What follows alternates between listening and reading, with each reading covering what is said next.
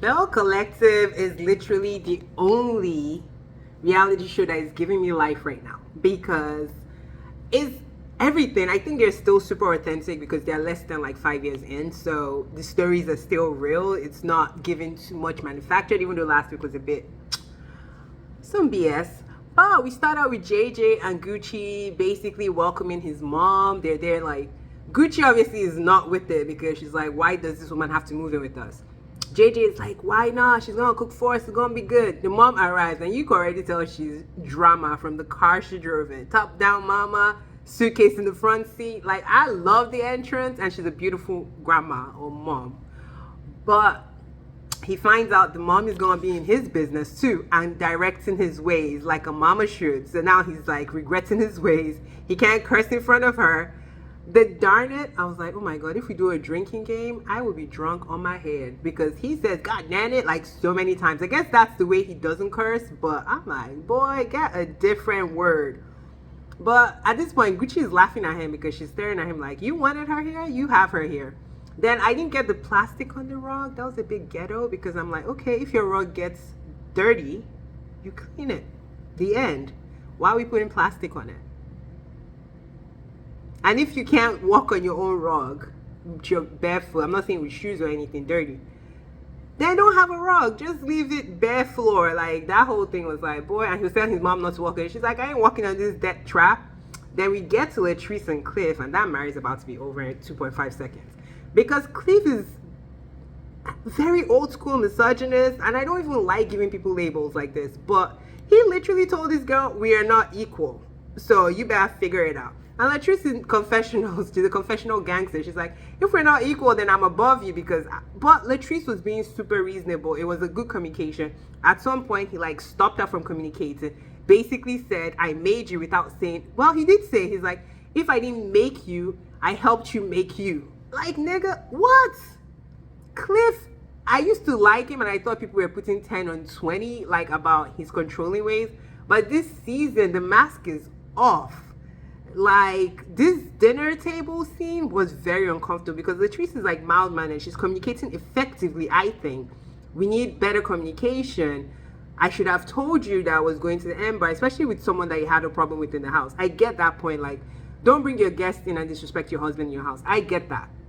But at the end of the day, she's taking accountability for it. What are you taking accountability for? Because he's talking to her crazy. Like, almost like he said they're not equals. I was about to say almost like they're not equals, but he literally did say that. And I'm just like, what the hell? And Latrice is, I think she's at the point where it's almost over because she keeps saying, I love my husband. If you love your husband, you don't have to say it 50 times. Like, that's her trying to convince herself to stay. And the fact that she didn't even have a child with him tells you everything you need to know at this point. Like, she's gonna be out in 2.5 seconds. Yeah, this is crazy and very cringe. Marie, Soguchi, and Akeisha meet up. They are saying, basically, Latrice invited them to something, but obviously Marie's not coming because her and Latrice don't get along. Soguchi is like shading her, saying that they don't get along. She was saying some hair machine in Latrice's place is not working, that she should focus on that instead of focusing on her numbers. Like, girl, you're wearing best friend. She went a different pathway. Should she have told you? Possibly. But if you're not my real friend, honestly, I don't think I'll be like looking out for you, trying to like update you that I'm going with a different agent. We're not friends. We're associates. We're getting to know each other. I think that's kind of like the way their relationship was based on. So that's kind of like a positive thing. Then Cliff and freaking Glenn made up. And I was like, talk about toxicity in a bottle. I don't know what the hell this man was talking about. He's talking about he's sexually frustrated. He's about to cheat again. Apparently, this is from Glenn. And Cliff is basically trying to give him advice. He's like, be a man, match your shit. Not apologize and wait. But be a man, do this. He talked about a dress. I didn't get that stuff. I don't know if it was like a southern thing.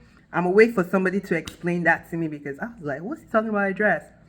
But basically, Glenn is trying to introduce us to his damn rap career. And I'm like, boy, you better keep connecting in music behind closed doors because nobody cares about no 40-year-old rapper. Well, let me not say that because your career could jump up at 40. Let me not, discriminate against the age. But that whole meeting was so toxic. And I was just looking at both of them like, ugh, you couldn't give us worse people to like combine forces in. Yeah, crazy. So Latrice meets with her mom, or her mom comes to the house. They're cooking some chicken. She says Cliff has been complaining that she's not making food for him and blah, blah, blah. Typical male crap, even though she has a full-time job too, or a full-time business that she's running. But I'm guessing her business is not as important as his business in his eyes. The mom is like, I can tell you're not happy in this marriage. Like, you have to speak up for yourself. Me and your dad, you saw how he wanted me to be basically stay at home, have kids, which is what Cliff has been pushing for like 3 years at least since we met them. And Latrice has been holding out, like she wants to have kids in a stable relationship because I'm sure she feels like controlled and stuff. And the mom is like, you have to speak up to yourself. See what happened to me and your dad. He wanted me to have kids. I had 6 of them. I ended up leaving him because he was too controlling. And she tells her, Cliff is not a bad guy, and I really don't think Cliff is a bad guy. She said he's just jealous and controlling, which we can see. He's so insecure. He's thinking she's out there doing something she's not. And Latrice is like, I'm going to be your equal. If you're outside, I'm going to be outside. So it seems like Cliff is probably outside a lot. But I don't know. This is not looking good for their marriage. So I want to see how this ends up in reunion. I know she was on Carlos's show recently, and she painted a picture like, you know, they were working things out. So we'll see. We will see. We meet Akeisha's adopted mom, which is super great. Apparently, Akeisha is a product of a side relationship that her dad had. And she was introduced to the family. They accepted her. Now she's looking to, from what the auntie says, they have a lot of properties and things that are going to pass down to her because auntie looks like she's ready to go. She's on her way to Italy. She's like, what's new? I'll be traveling. So she's a double doctorate. Apparently, she's a psychiatrist and an anesthesiologist, the auntie. And I'm like, ooh, she got brains for days because that's tough, and I'm impressed. So they're talking. Akeisha gets teary-eyed, but I mean, her focus is like this Ferry Street. She seems like a legacy child from what she's saying, from what the auntie's saying. I don't see auntie faking for the cameras for anything. So I'm sure Letitia is like kicking herself, like, girl, my idea is about to come into fruition by a real legacy child, and it is what it is. I mean, as far as someone gets the black people moving forward, that's all I care about. So it was a good interaction to see, especially how they accepted her being a side baby and everything, and her mom agreed for the auntie to adopt her. So yeah, pretty good. I wonder if her mom is still alive. They didn't talk about that, and I wonder why she ended up giving up her parental right. That'll be a good thing to like delve into maybe later down the line of the show, but we'll see. But so far, what she's talking about Ferry Street, I'm interested. I want to see something happen because we came from Love and Hip Hop Huntsville with Carlos King, Comeback Group. They never even built a birdhouse or did anything together. So if Akeisha is able to even put anything on Ferry Street that is functional, that would be a win for everybody, and I can't wait to see that. Yeah, it's pretty cool. Where did we go wrong? Glenn, the music wasn't hitting, but maybe when we hear the finished product, it will be better. And JJ is so supportive. He's like singing in the confessional, like telling him this is going to be a hit. You're going to get your wife back and you're going to get the charts together. And basically Glenn is like, I just want my wife back. I don't want my son to be from a single home. I don't want to do what my daddy did. Even if you guys divorce, you don't have to abandon your son.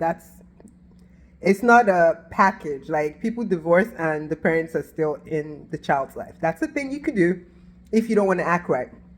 But he gets a phone call, and apparently this is where he's told his grandma is in the hospital. Then we see Letitia come and basically support him. I mean, we knew she wasn't going nowhere, but when a family member is sick, that's like a big deal.